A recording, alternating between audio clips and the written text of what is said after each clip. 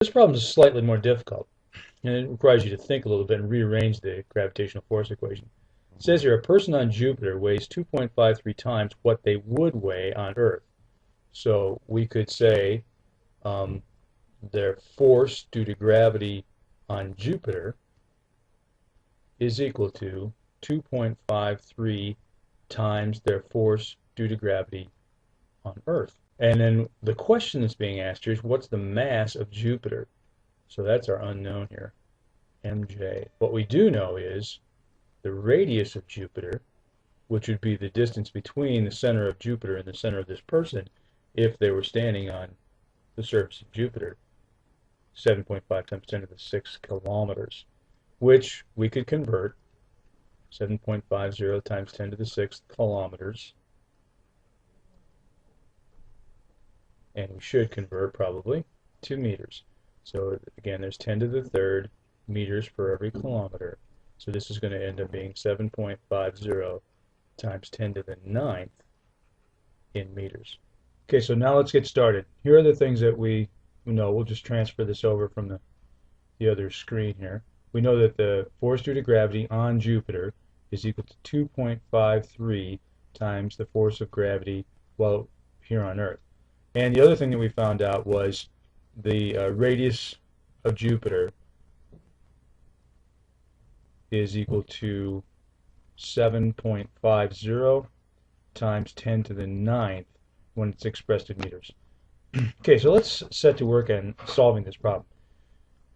Well, we know something else about the force of gravity on Jupiter, and that is that the force of gravity on this person on Jupiter, is going to be equal to G times the mass of the person times the mass of Jupiter, which is our unknown, divided by the radius of Jupiter squared, the distance between the center of that person, the P there, and Jupiter. So here's what we can say then.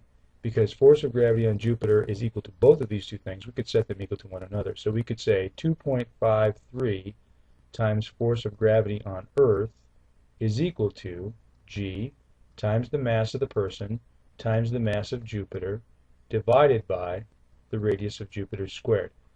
The problem here is that we've got a couple of unknowns. One of them is we don't know the mass of the person, and then the other one is we don't know mass of Jupiter, which is what we've got to find. If you have two unknowns, you need two equations. So let's look for another equation. Well, here's what I know F of G on Earth would be. That's actually almost another unknown. But I know that the force of gravity on a person on Earth would be equal to the mass of that person times G, our normal G here on Earth, 9.80 meters per second squared. So for this term, as it appears up there, I could substitute. So here's what I'll say. 2.53 times the mass of the person times G is equal to capital G, big G, times MP times mass of Jupiter divided by the radius of Jupiter squared.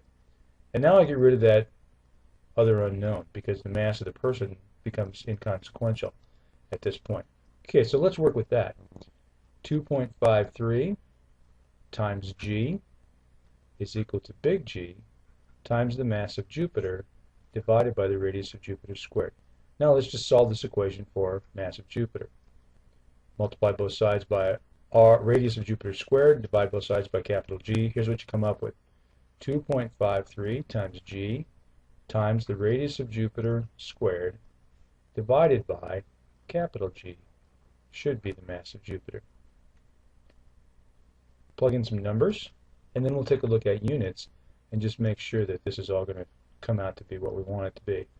So mass of Jupiter is equal to 2.53, that was unitless, times G, well that'd be 9.80 meters per second squared, times the radius of Jupiter, well the radius of Jupiter was 7.50 times 10 to the ninth meters, that will be squared, and then the gravitational constant is always 6.67 times 10 to the negative 11th Newton meters squared per kilogram squared.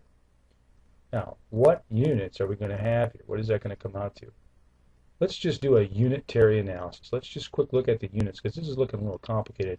I want to make sure that I've got mass units, which is what I should have.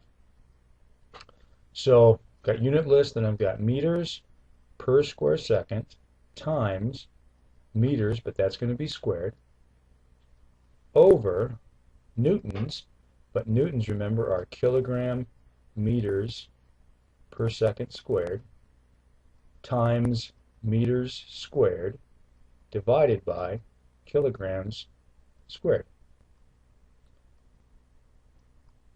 I'll collapse this a little bit. This could be meters cubed over second squared over kilogram meters cubed over kilogram squared seconds squared. We'll have meters cubed per second squared top and bottom. So that whole part of this unit can drop out. And then I'm going to have kilograms over kilograms squared, so I lose one of the kilograms, and I'm going to end up with just 1 over kilograms, and that's just kilograms. So the units that I have here are kilograms, and that's comforting because I'm looking for a mass. So now I just grab my calculator and do the calculation. The answer is 2.09 times 10 to the 31 kilograms. And that's pretty massive, much heavier than the Earth, but it's reasonable because Jupiter is a bigger planet than the Earth.